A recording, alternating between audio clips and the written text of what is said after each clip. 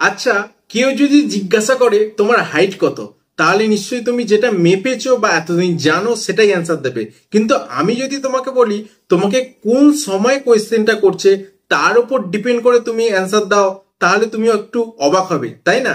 হ্যাঁ, কিন্তু এটাই সত্যি। অ্যাকচুয়ালি আমাদের মর্নিং এ অর্থাৎ সকালবেলা এবং ইভিনিং এ এবং অর্থাৎ সন্ধ্যাবেলা, এই দুটো সময়ে কিন্তু হাইটের ডিফারেন্স হয়।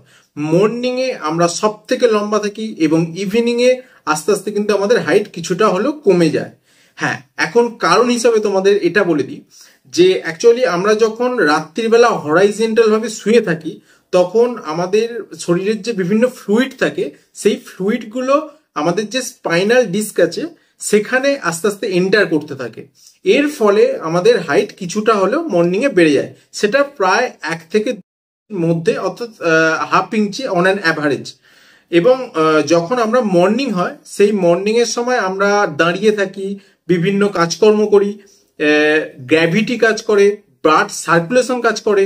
এর ফলে আস্তে আস্তে সেই ফ্লুইডটা যেটা স্পাইন ডিস্কে ছিল সেটা আস্তে আস্তে বেরিয়ে যায়। এর ফলে ইভিনিং এর দিকে বা নাইটের দিকে আমাদের হাইট কিছুটা হলো কমে যায়। সুতরাং এখন থেকে কি অ্যান্সার দেবে তুমি ঠিক করে নাও।